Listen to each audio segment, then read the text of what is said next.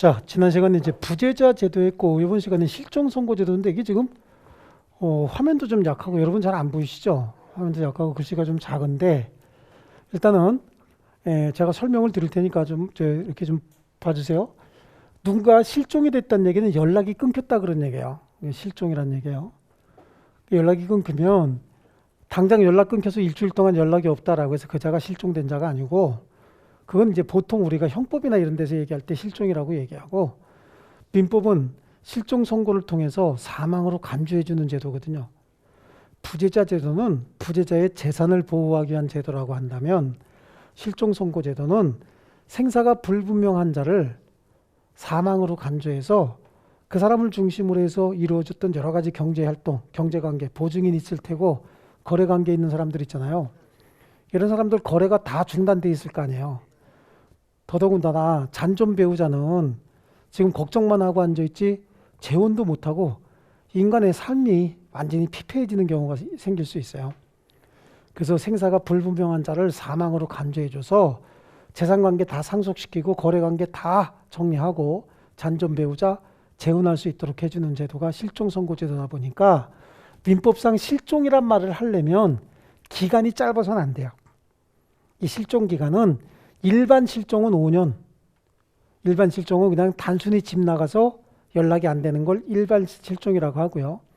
특별 실종은 사망에 이를 정도의 위난을 당하는 거예요. 그래서 항공기에 추락했다든지 선박이 침몰했다든지 전쟁에 나간 자가 전쟁이 종료됐어요. 쓰나미 같은 거 기타 위난을 당했는데 그 사태 종료 후 1년 동안 소식이 없으면 그거를 실종이라고 합니다. 그 기간이 지나면 실종 기간이 만료됐다고 하거든요. 자, 우리 책을 한번 볼게요. 자, 실종 선고 제도는 의의는 제가 금방 말씀드렸습니다. 자, 요건에 볼게요. 부재자의 생사가 5년간 분명치 아니한 때 그랬죠. 이건 일반 실종입니다. 아무 얘기가 없지 않습니까? 법원은 이해관계인 검사 청구에 의해서 실종 선고를 하여야 한다고 하여야 한다도 밑줄 쳐놓으세요. 필요적으로 선고해야 된다 그런 얘기죠. 기간이 만료되면 일정한 청구권자가 청구하는데 그 청구권자는 검사 또는 이해관계인이다 이렇게 얘기를 하는 겁니다. 검사나 이해관계인이 청구해야 되는데 자, 제2항에 보니까 전지에 임한 자, 전쟁이 나갔던 자, 침몰한 선박 중에 있던 자, 추락한 항공기 중에 있던 자, 기타 사망의 원인이 될 위난을 당한 자의 생사가 그 사태 종료 후 1년간 분명치 아니한 때, 이걸 특별실종이라고 해서 이건 다 1년입니다. 1년간 분명치 아니한 때도 전항과 제1항과 같다는 얘기는 이해관계인 검사가 청구해서 실종 선고를 하여야 한다죠. 그렇죠? 실종 선고를 해야 되는데 실종 선고하려면 청구권자가 청구하지 않습니까? 청구권자가 청구하면 청구권자는 검사 또는 이해관계인인데 여기서 이해관계인은 항상 똑같아. 부재자 재산관리에 필요한 처분명령을 청구할 수 있는 이해관계인도 그냥 이해관계인 그러지 말고 법률상 이해관계인이거든요. 근데 법률상 이해관계인 그러면 따지기가 복잡하거든요. 그러니까 그냥 간단하게 경제상 이해관계인 그러면 무조건 법률상 이해관계인이에요. 그럼 보증인은 포함해야 되겠죠. 법률상 이해관계인 따지면 복잡하다니까. 경제상 이해관계인을 따져야 훨씬 더 쉽게 찾아낼 수 있는 거예요. 친구는 어떤 분이 이런 질문합니다. 친구가 돈 받을 거 있는 거 있을 수도 있지 않습니까? 그러면 친구라고 안 그래. 그건 채권자라고 하지. 그렇죠? 친구라고 하는 건 경제상 이해관계가 없다라고 하는 게 전제가 되는 거예요. 친구끼리 돈거래 할 수 있어요, 없어요? 있어요. 그 사람은 그러면 법적으로 친구야, 채권자예요. 채권자가 되는 겁니다. 아시겠죠? 사실혼의 배우자가 빠진다는 게 조금 문제가 되는 게 사실혼의 배우자는 얘가 사망을 한다. 그럼 상속권이 있나요? 사실혼의 배우자 상속권이 없거든. 그래서 여기서 사실혼의 배우자는 못 들어가는 거예요. 그러다 보니까 법률상 이해관계인이고 1순위 상속인이 있으면 그 후순위 상속인은 실종선고의 청구권자가 아니다라고 하는 게 1순위 상속인이 있으면 2순위 상속인은 돈 한 푼도 상속 못 받아요. 실종선고 받은 자가 사망을 해서 상속이 이루어지면 1순위 상속인이 있을 때 2순위 상속인은 경제상으로 아무런 변동이 없습니다. 10원도 못 받습니다. 1순위 상속인은 배우자하고 기속이 되고 2순위 상속인은 아버지 어머니거든. 자식이 실종 선고 받으면 아버지 어머니가 재혼합니까? 우리 안녕 각자 다른 사람 만나 이렇게 됩니까? 아니에요. 1순위 상속인이 재산 상속받으면 2순위 상속인은 하나도 못 받아요. 그렇기 때문에 얘네들은 재산 상속인이 이해관계인이 아닙니다. 이렇게 실종 선고를 청구하게 되면 6개월 이상의 공시채고 기간을 가져야 돼요. 공시채고라고 하는 것은 얘가 어디 있는지 살아있는지 그건 모르잖아요. 그러니까 공고문을 붙입니다. 지금서부터 언제까지 신고하지 않으면 실종 선고를 통해서 사망으로 간주시켜버리겠다라고 하는 공고를 하게 돼 있는 거예요. 아시겠죠? 자, 우리 27조 오른쪽 페이지로 가면 실질적으로 부재자 생사불명 상태가 있어야 된다라고 하는 거죠. 여기서 불명 상태는 생사불명 상태는 A에 보면 맨 뒤에 나와요. 부재자 생사가 절대적으로 모든 사람에게 불명일 필요는 없고 실종 선고 청구권자에게만 연락이 안 된다든지 실종 선고를 하는 가정법원에 대해서만 생사불명이면 실종 선고할 수 있어요. 그러니까 가정법원에서 얘가 진짜 살았는지 안 살았는지 모르잖아. 그러니까 어떻게 해요? 공시채고하는 거야. 공고문 붙이는 겁니다. 그래서 6개월 이상의 공시채고를 하는 이유는 그거예요. 그리고 실종기간이 경과해야 되는데 그 밑에 보면요. 형식적인 요건에 청구권자의 청구가 있어야 된다고 얘기를 했죠. 이해관계인 검사 청구인데요. 자, 그 B는 이제 줄쳐야 됩니다. 실종 선고를 청구할 수 있는 이해관계인은 실종자의 법률상 사망으로 인하여 직접적으로 신분상 또는 재산상 권리를 취득하거나 의무를 면하는 자인데 그 C도요. 실종자의 배우자, 상속인, 채권자, 수증자, 법정 대리인, 재산관리인, 보험금 수취인들은 실종 선고 청구할 수 있지만 1순위 상속인이 있을 때 후순위 상속인, 친구 등은 실종 선고의 청구권자가 아니고 그죠? 후순위는 2순위 이하를 다 얘기하는 겁니다. 그 다음에 니은에 가면은 공시채고 해야 된다고 나와 있죠. 자, 공시채고를 줄치시고요. 6개월 이상이라고 오른쪽 페이지에 나와요. 6개월 이상의 공시채고 합니다. 자, 그 다음에 다음 페이지 보시면요. 필요적 선고사항이라고 되어 있어요. 이렇게 1년 또는 5년의 생사불명 상태와 이해관계인 검사 청구 그리고 공시채고 6개월 이상이 지났답니다. 그럼 반드시 선고해야 됩니다. 그걸 뭐라 그래? 필요적 선고. 그래서 거기는 필요적 선고라고 하는 것만 줄치시면 됩니다. 자, 그럼 실종 선고를 하게 되면 어떤 효과가 생기느냐? 제28조에 실종 선고 받은 자는 전조기간이 만료한 때 그러니까 실종 선고는 어느 날 해? 이날 한다고. 이날. 실종 선고를 이날 해요. 이날 하게 되면은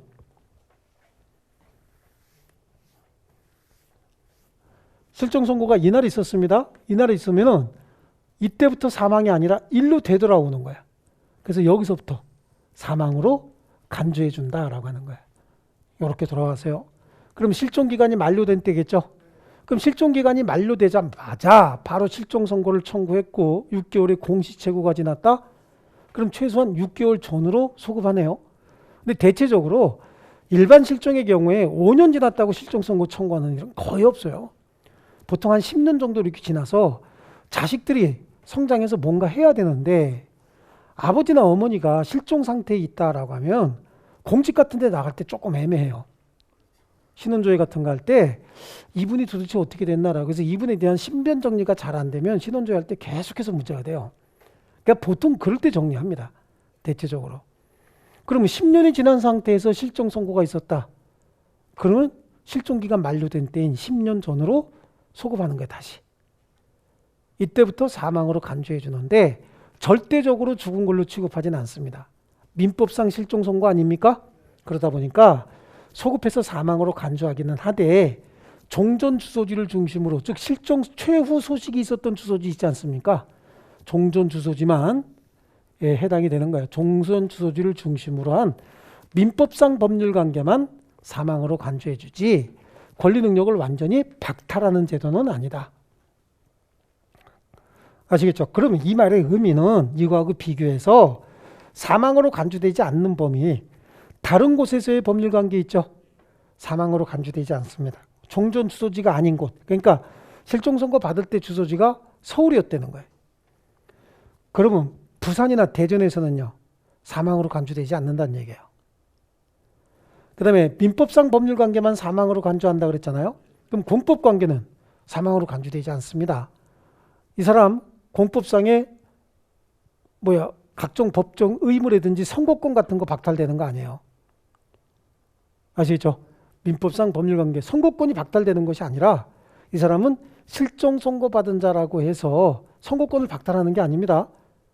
없어지는 거 아니야. 선고권은 있어. 하지만 선고할 수 없도록 통제를 하고 있는 거지. 아시겠죠?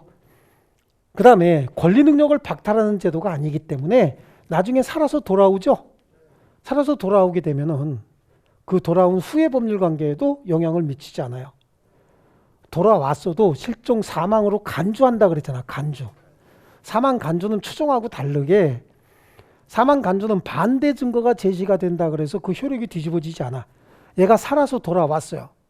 그럼 이거보다 더 살아있다는 확실한 증거, 즉 사망이 아니라는 확실한 증거는 이거보다 더 확실한 건 없잖아요. 그랬어도 실종 선고가 취소되기 전까지는 얘는 계속해서 사망으로 간주가 돼요. 그렇다 하더라도 야, 사망으로 간주되니까 실종 선고 취소할 때까지 관 속에 좀 들어가 있어라. 그래야 되겠어요? 아니죠. 계속해서 활동할 수 있게 해줘야 되겠죠. 그러면 종전 주소지로 돌아온 법률관계에도 영향을 미치지 않는다.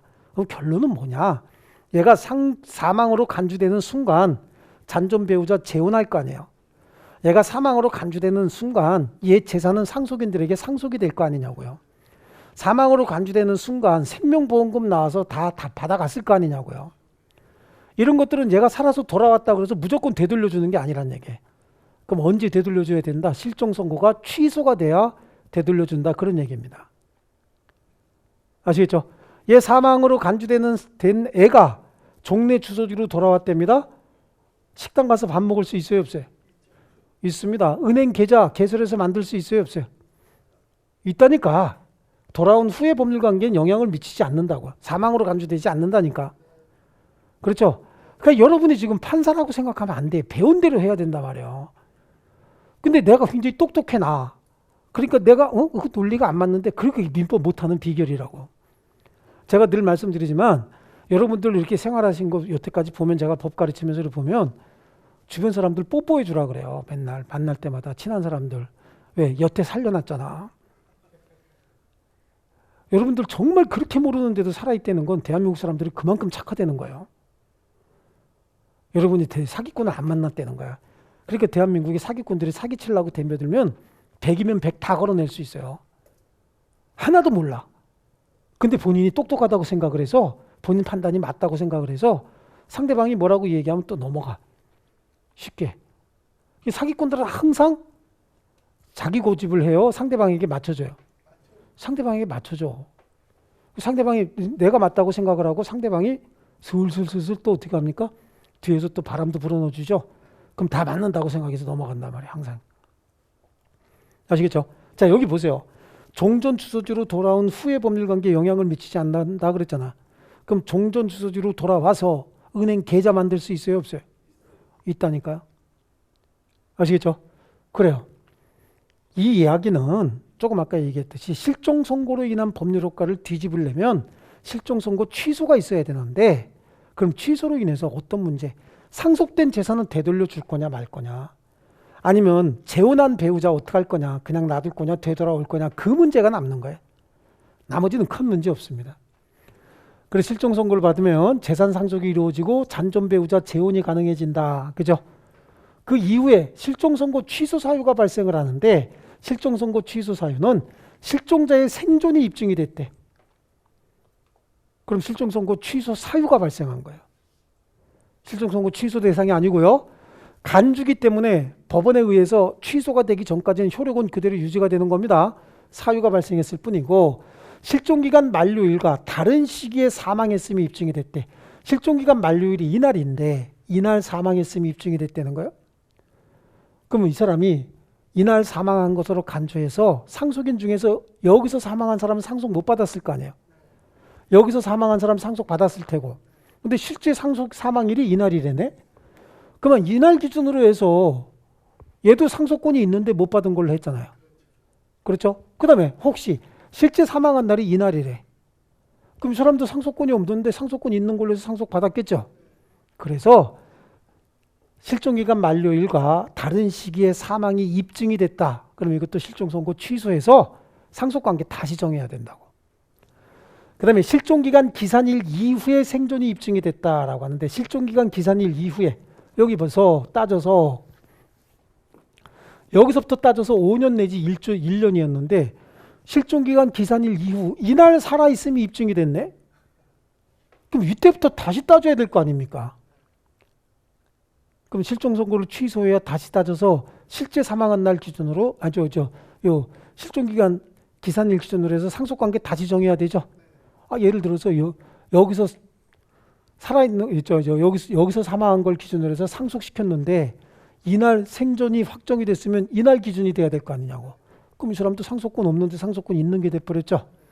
그래서 이때는 실종선고 취소 사유가 생겼는데, 그럼 실종선고 취소 사유가 생기면 무조건 실종선고의 효과가 복멸하느냐? 그게 아니야. 실종선고 취소 사유가 생기면 취소 청구가 있어야 되는 거예요. 취소 청구는 본인 이해관계인 검사인데 여기는 누가 더 들어가? 본인이 들어가. 실종선고의 청구권자에는 본인이 있어요, 없어요? 없죠. 여기는 본인이 들어가죠. 그럼 여기서 나오는 시험 지문이 실종선고의 청구권자와 취소 청구권자의 범위는 같아요, 달라요? 다르죠. 누가 들어갑니까?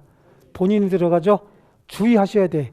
실종선고를 청구할 수 있는 이해관계인과 실종선고의 취소를 청구할 수 있는 이해관계인의 범위는 같아요, 달라요? 같아요. 거봐, 집중 안 한 거야. 다시 한번. 실종선고를 청구할 수 있는 자와 실종선고 취소를 청구할 수 있는 자는 범위가 다르죠. 여기는 이 검사 이해관계인이지만 여기는 본인 검사 이해관계인이니까 여기 들어간다며. 실종선고를 청구할 수 있는 이해관계인과 취소를 청구할 수 있는 이해관계인의 범위는 같지.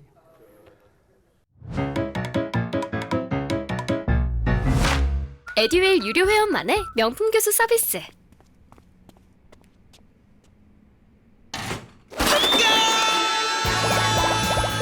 합격이 쉬워지는 명품 교수님 혜택.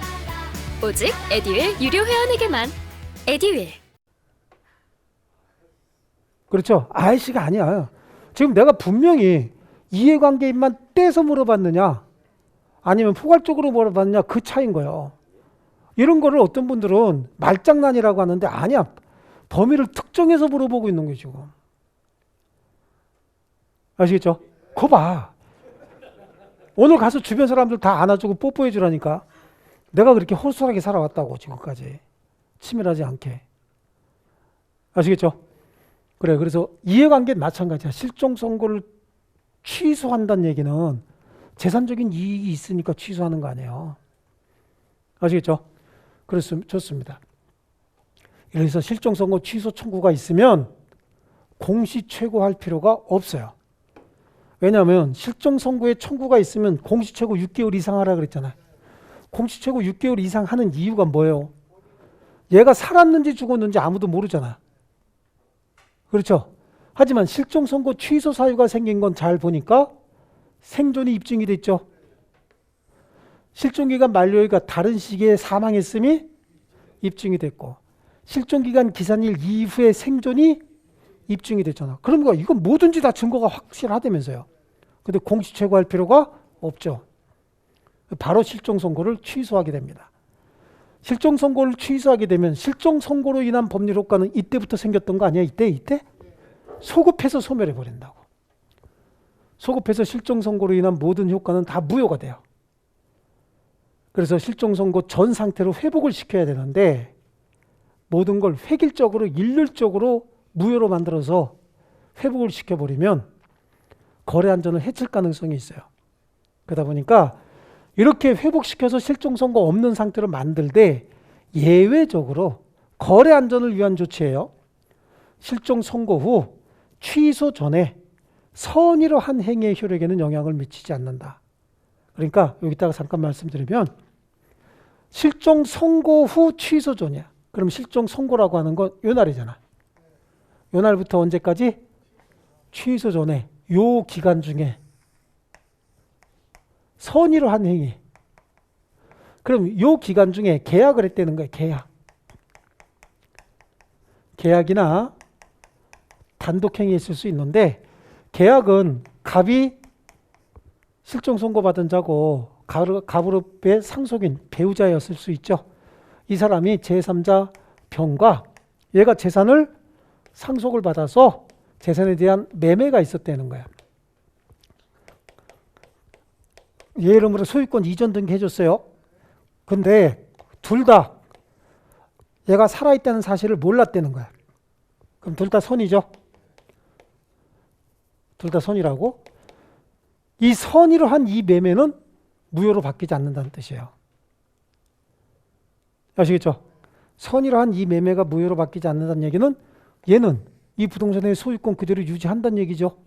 예, 그대로 유지하는 거야. 만약에 이게 배우자였고 재혼이었다는 거야. 그래서 갑이 실종 선고받았고 배우자고 병과 재혼을 했다. 근데 둘 다 선이라는 거지. 그럼 후혼이 유효고 전혼은 부활되지 않아요. 둘 중에 한 사람이라도 악이래. 그럼 후혼이 무효고 전혼이 부활합니다. 근데 전혼에 대해서는 이혼 사유가 발생한 거예요. 유책 배우자예요. 둘 중에 하나라도 악이라고 한다면. 아시겠죠? 남편 살아있는 걸 알면서 옆집 아저씨 만나야 되겠냐고. 조용히 만나지 왜 결혼까지 하고 난리야. 살아있는 거 뻔히 알면서.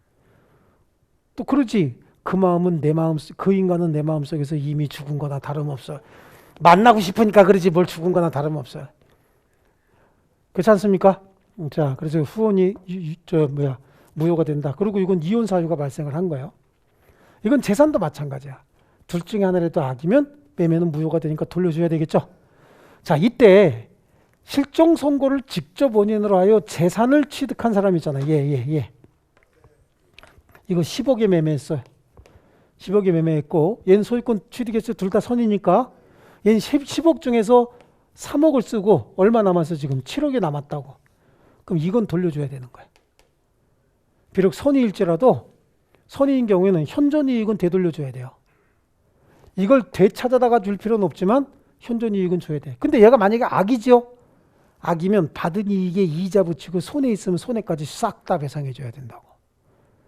이해하셨습니까? 여기서 주의해야 될 건 실종 선고 후 취소 전에만 해당하는 거고 시험엔 주로 여기서부터 따져요. 실종기간 만료 후 취소 전 또는 실종기간 만료 후 선고 전 이렇게 따지는데 그건 틀린 거예요. 무조건. 아시겠죠? 여기는 지금 살았는지 죽었는지 아무도 모르죠. 근데 옆집 아저씨 만나면 돼, 안 돼? 아버지 재산 지네끼리 나눠가지고 막 나눠가지면 돼, 안 돼? 안 되는 거죠. 예, 옆집 아저씨 만나도 안 되지. 밤에는 모를까, 낮에는 안 되죠. 차 안에서 조용히 데이트하는 건 모를까. 아시겠죠? 자, 좋습니다. 그래서 우리 106페이지 가면 실종 선고받은 자는 전조기간이 만료한 때 사망한 것으로 본다. 아시겠죠? 그래서 사망한 것으로 본다에다가 동그라미 쳐야 되지. 본다? 그게 뭐예요? 간주거든, 간주. 사망 간주의 효력이 있다.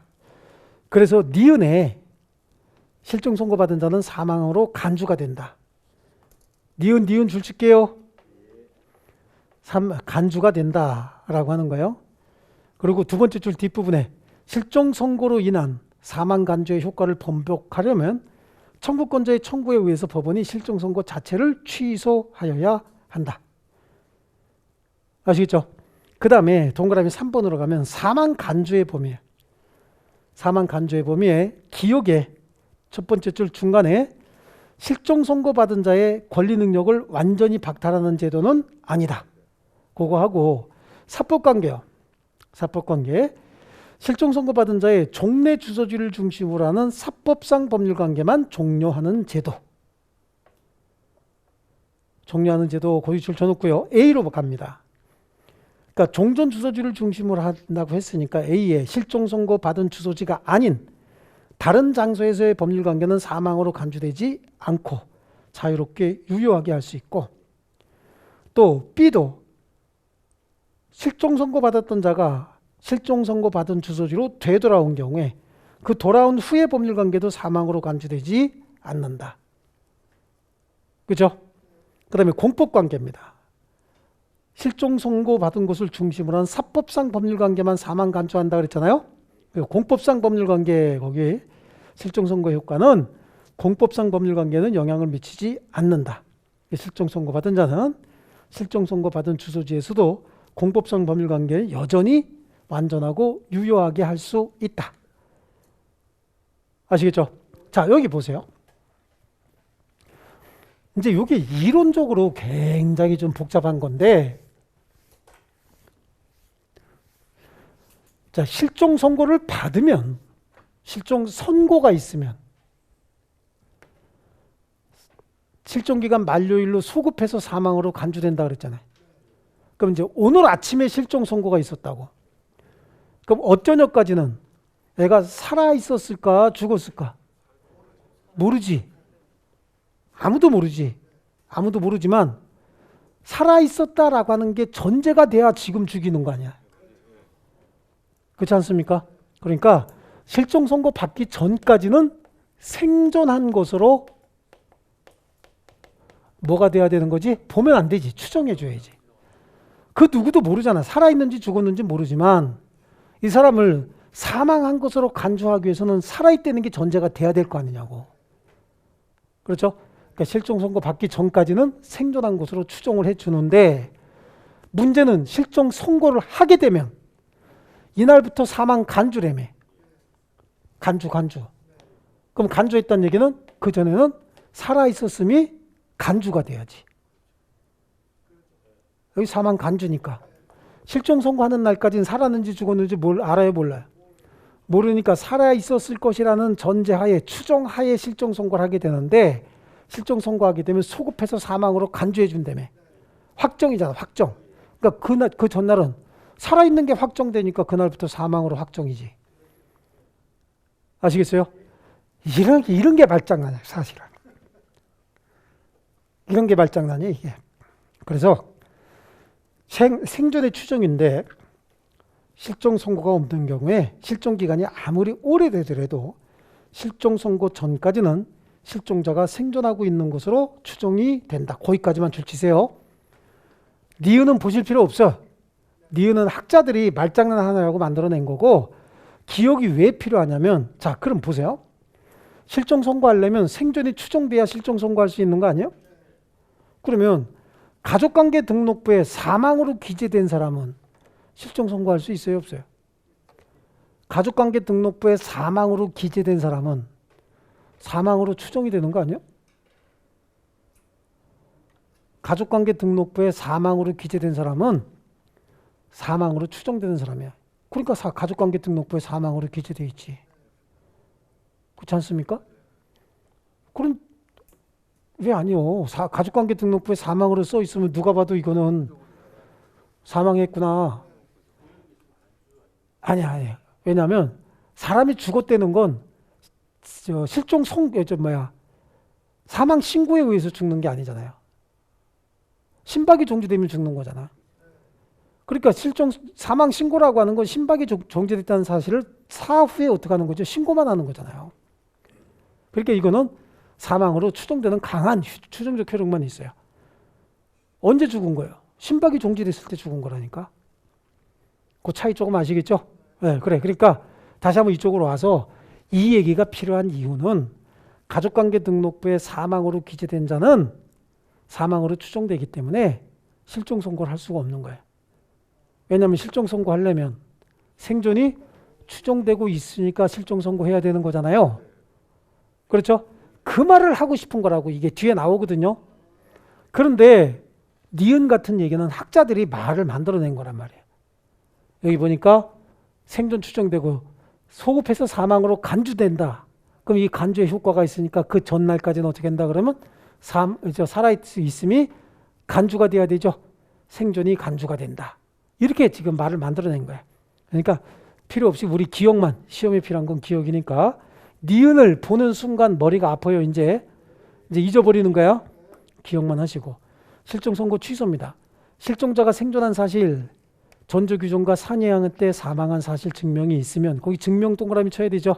증명이 있으면 법원은 본인 이해관계인 또는 검사 청구에 의하여 실종 선고를 취소하여야 한다. 여기 본인 들어가 있죠, 본인?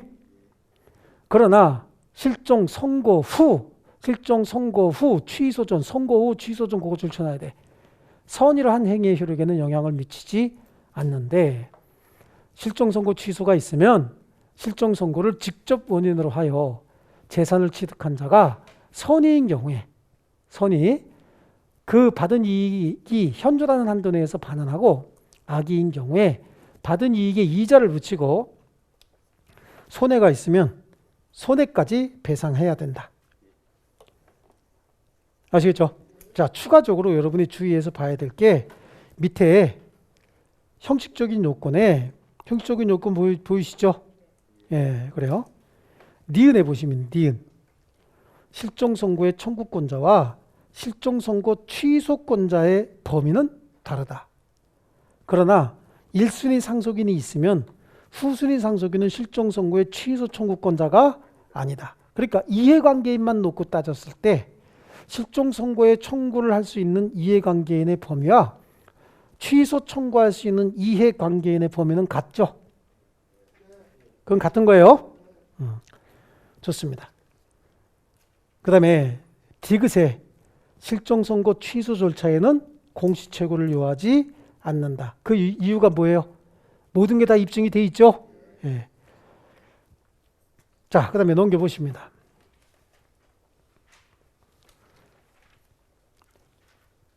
자, 거기 띄우네. 실종 선고 취소에도 불구하고 무효로 되지 않는 경우 보이시죠? 니은 예외 찾았어요? 무효로 되지 않는 경우에 B로 바로 넘어갑니다. 실종 선고 후 취소 전 선의로 한 행위의 효력에는 영향을 미치지 않는다. 선의로 했어야 되는 거예요. 자, 영향을 미치지 않지만 재산은 반환해야 된다고 얘기를 했죠. 그래서 행위의 유형에 따른 재산 반환의 범위예요. 재산의 반환, 뭐 단독 행위나 계약이나 그거보다 가족관계, 가족법상의 행위 이런 것보다도 디귿에 실종 선고를 직접 원인으로 하여 재산을 취득한 자의 반환 의무 그거 있죠, 그거. 예, 여기 실종 선고를 직접 원인으로 해서 재산 취득한 자의 반환 의무 그거 좀 줄쳐 놓으시고요. 밑에서 두 번째 줄. 위 재산 취득자의 반환 범위는 취득자가 선의인 경우에는 이익이 현존하는 한도 내에서 반환하면 되지만 악의인 경우에는 받은 이익과 이자 그리고 손해배상까지 해야 된다고. 왜 그러냐면 받아서는 안 되는 돈 지금 받아놓은 거잖아. 그죠? 그래서 반환 의무의 성질은 부당이득 반환이다. 되셨습니까? 그 25의 기출문제에 뭐라고 나왔냐면 25의 기출문제 3번 보세요. 부재자의 1순위 상속인이 있는 경우에 1순위 상속인은 그 부재자에 대한 실종 선고를 청구할 수 있습니까? 없습니까? 1순위 상속인이 있으면 4순위 상속인은 실종 선고 청구할 수 없죠? 그거 맞았죠? 자, 그 다음에 1번 지문에 법원이 선임한 재산관리인은 법원의 허가 없이 여기서 재산관리인은 뭐 하는 애야? 관리행위하는 애죠. 민법 제118조에 정한 권한을 넘는 행위 할 수 없다지. 이 행위할 때는 법원에 허가받아야 된다고 했잖아요.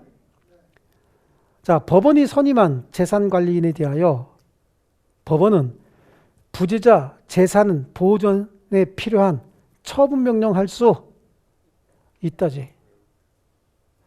4번에 실종 선고가 확정이 되면 실종 선고 받은 자는 실종 선고 시의 사망이요? 기간 만료 시의 사망이죠? 보통 실종은 몇 년입니까? 5년이죠, 5년? 그래, 뭐 이런 건 제가 확신이 있어요, 여러분이. 왜? 여러분 뭐야? 어떤 특징이죠? 숫자는 절대 안 틀려요. 한국 사람이 특징이야. 숫자는 절대 안 틀려요.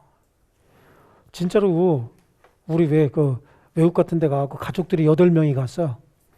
8명이 갔는데 만약에 예를 들어서 8명이 갔는데 800원짜리 8명이 먹었다. 그럼 얼마요? 800원짜리 8명이 먹으면 8명 800원. 6,400원이죠? 예, 그래. 1,200원짜리 8명이 먹으면 9,600원이죠? 이런 거 계산을 한국 사람들은 암산으로 해요. 근데 걔네들은 기절해. 한국 사람들이 그거 암산하는 거 보면. 걔네도 그거 못해. 계산기 두들겨 봐야 돼. 그래서 우리가 불러줘도 계산기 두들겨 보고 와우 그래요. 그거 맞춘다고. 그래. 돌대가리들이죠. 한국 사람들은 이 숫자 같은 거는 절대 틀리지 않습니다. 여러분이 제가 물어봤을 때 답을 가장 빨리 한 게 뭐였어요?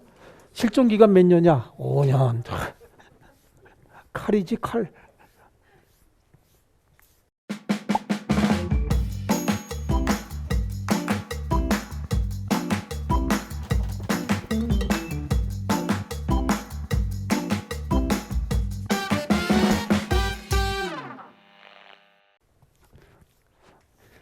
근데 왜 이렇게 수학들을 싫어하는지 모르겠어요. 숫자에 대해서 굉장히 좀 잘하는 편인데, 그래서 한국 애들이 외국 나가서 공부 잘하는 이유가, 예, 정말 한국 애들 외국 나가면 공부 잘해요. 다 장학금 받아요. 수학들을 잘해서 그래, 수학. 걔네들은 모든 거 학문의 기초가 고등학교 때까지는 수학하고 물리를, 수학을 바탕으로 해서 학문의 기초가 이루어지거든요. 여기 있는 거 다 수학이거든, 사실은. 예, 우리가 인식을 잘 못해서. 우리는 뭐야? 시험 과목이죠? 근데 걔네들은 이제 생활에 있는 과목인 거예요, 수학이. 자, 그 다음에 이제 법인 보겠습니다, 법인. 법인은 법에 의해서 인격이 부여된 사람의 모임 또는 재산의 집합인 거예요. 사람을 모아서 사단법인, 재산을 모아서 재단법인을 만들어요. 이 사단법인은 영리도 있고 비영리도 있어요. 그렇죠? 네, 영리도 있고 비영리도 있는데 요거는 잘못됐어요. 요거만 민법의 적용 대상이에요. 비영리 사단법인과 비영리 재단법인이, 이 재단법인은 비영리만 있어요. 영리 재단법인은 없는 거예요. 여기서 사단법인을 만든다, 재단법인을 만든다, 그 의미는 사람들이 모여서 뭔가 특별한 사업을 좀 하자는 얘기예요. 그럼 그 특별한 사업은 우리 돈을 좀 많이 벌자 그럴 수도 있지만, 돈 버는 거 말고 학술이나 종교나 기회, 기타 우리 친목도 좀 하자, 이렇게 하기 위해서 사람들이 모이는 경우도 있어요. 이 영리법인은 상법의 적용을 받아요. 상법 적용받습니다.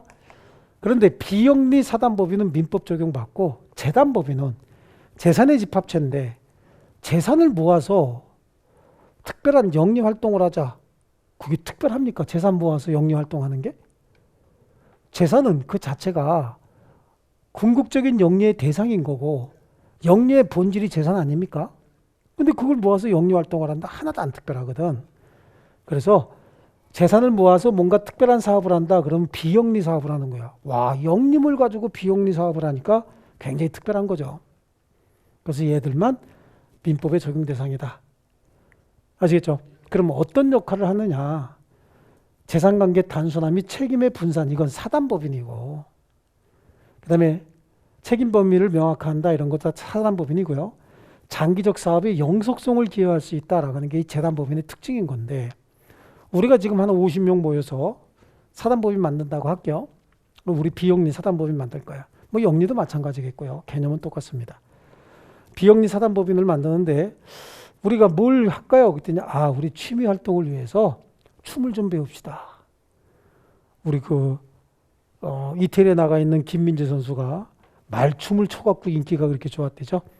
입단식 할 때. 우리도 말춤을 좀 배워서 나중에 이태리에 가서 김민재 응원하다가 골 넣으면 말춤 좀 한번 춥시다. 그래, 그럼 말춤을 누구한테 배우는 게 가장 좋아요? 싸이한테 배워야 되죠. 그럼 싸이한테 배우려면 돈 들어야 되잖아. 그러니까 우리 50명이서 돈 좀 마련해 갖고 옵시다. 각각 1,000만 원씩 좀 마련하시오. 말춤을 완벽하게 배울 때까지 우리 좀 한번 해보십시다. 좋습니다. 그랬어요.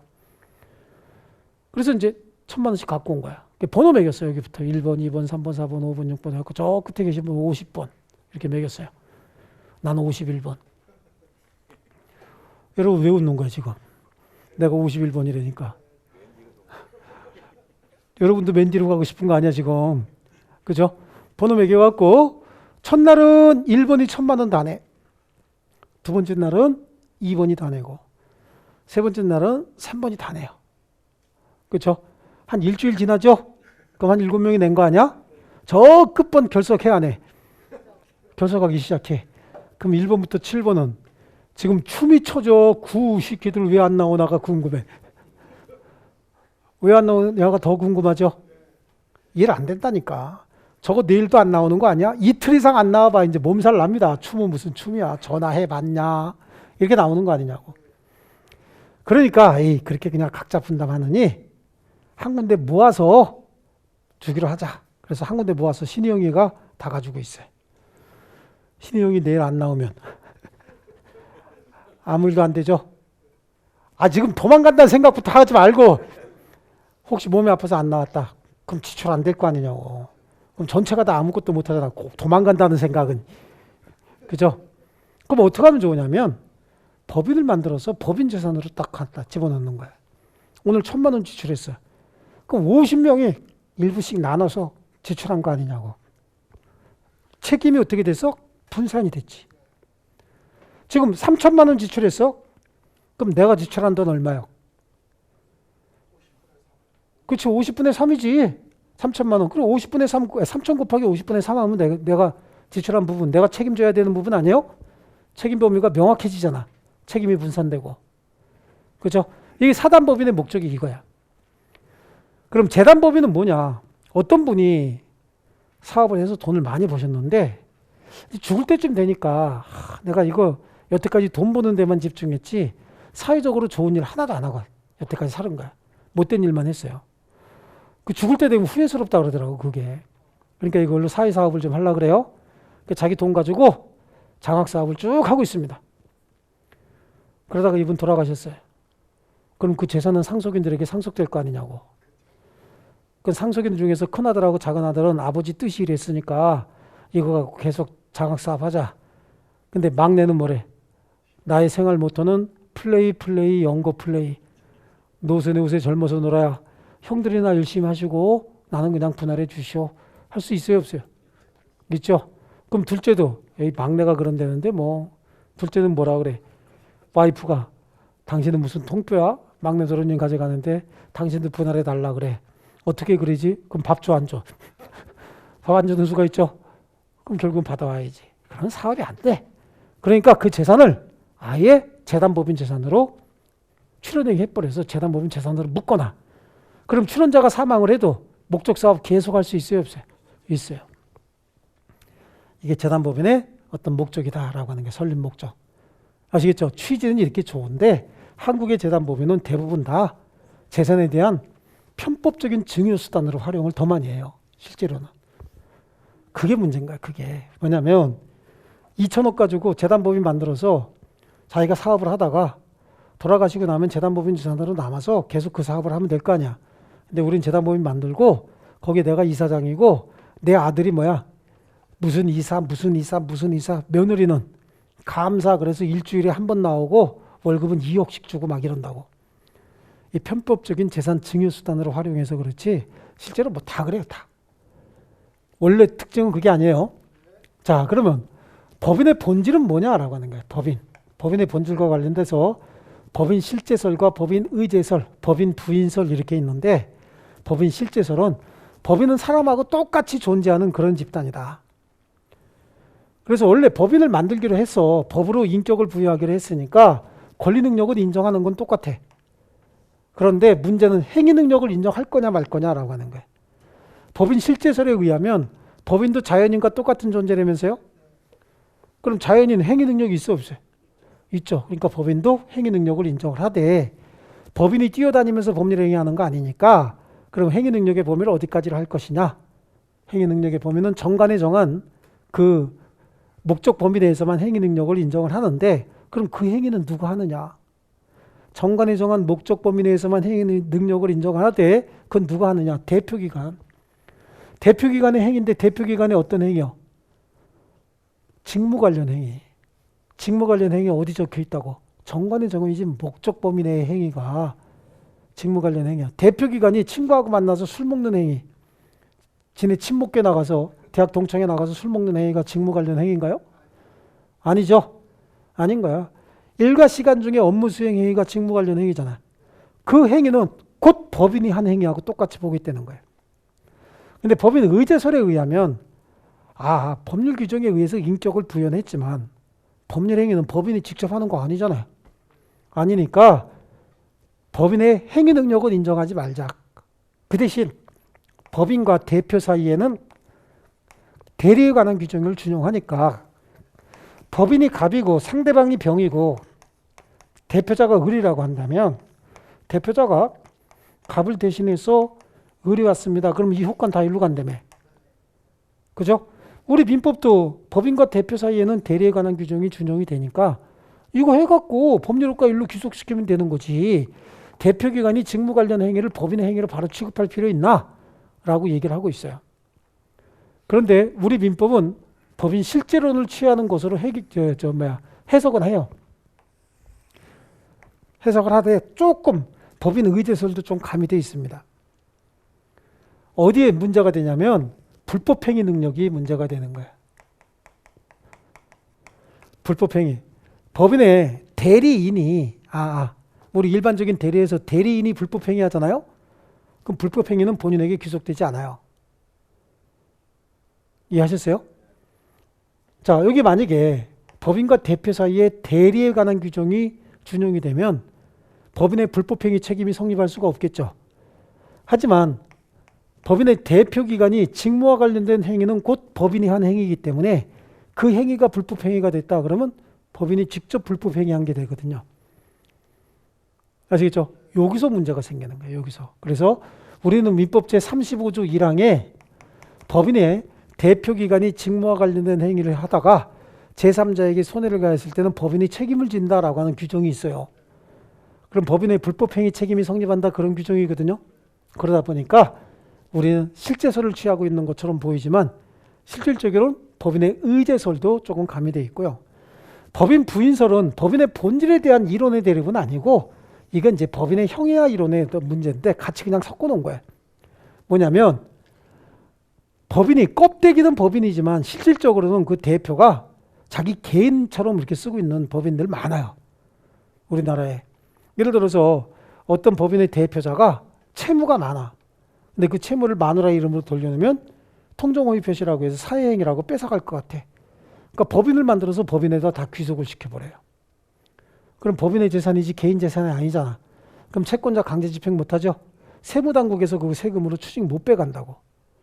근데 실질적으로는 법인의 재산인데 얘가 개인이 자기 개인 재산처럼 쓰고 있어요. 예를 들어서 어떤 법인이 있어요. 법인의 대표기관이 갑이요. 갑이 법인 명의로 자동차를 3대 사. 한 대는 누가 타? 지가 타. 한 대는 처가 타지. 한 대는 그렇지. 누가 첩이라 그랬어요. 첩 없어요. 반사회적 행위야. 그래, 첩으로 해 그러면. 이거는 법인에 차니까 법인 업무 활동에 쓰이고 있죠. 이거는요. 전혀 관계없이 쓰이고 있잖아요, 지금. 이럴 때는 이건 법인의 재산으로 지출해야 됩니까? 여기 자동차 기름 넣은 거? 얘네들 법인 카드 갖고 다녀. 법인 카드 갖고 동창회 나가서 여기저기서 막 돈 쓰고 여기 쇼핑하는 데 쓰고 이런 거 법인에서 지출해야 되냐고. 지출하면 안 되지, 이거는. 법인 활동과 전혀 관계없는 활동으로 쓰인 거 아니에요. 이때는 법인격을 부정해버려. 그래서 이 행위에 대해서는 당사자가 개인적으로 책임지던가 대표기관 개인이 책임을 지고 얘네들이 책임 못 지면 그때 법인의 재산으로 지출하면 되는 거예요. 요거는 직무 관련 행위니까 무조건 법인이 책임을 지되 요거는 개인적인 책임을 우선시한다고. 그래서 개인적인 책임을 질 때 법인격으로 들어갑니까? 부인해버려서 행위 능력도 인정하지 않아. 지출 능력을 인정하지 않는 거예요. 아시겠죠? 그래서 우리 회계감사 같은 거 해서 지출한 금액 중에서 법인과 관련 없이 지출한 것들은 변상 떨어지잖아요. 법인에게. 아시겠죠? 그때 법인격을 부인하기 위해서 등장하는 이론이 요거예요. 그러니까 요거는 지금 쉬는 시간을 드릴 테니까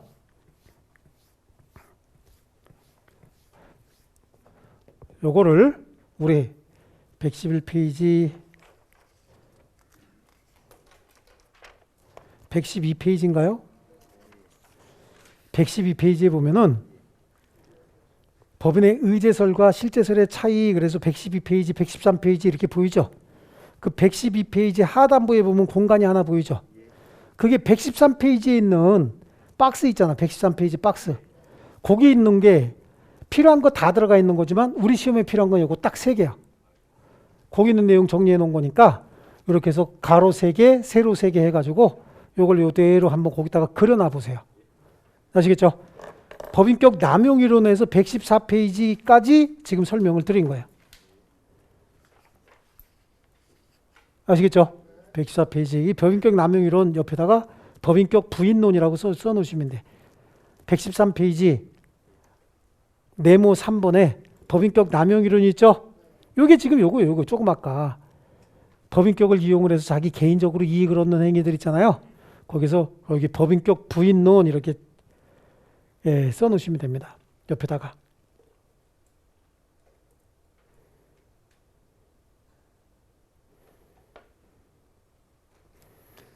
그리고 쉬었다가 법인의 종류 있죠? 여기서부터 하겠습니다. 주택관리사 합격! 에듀윌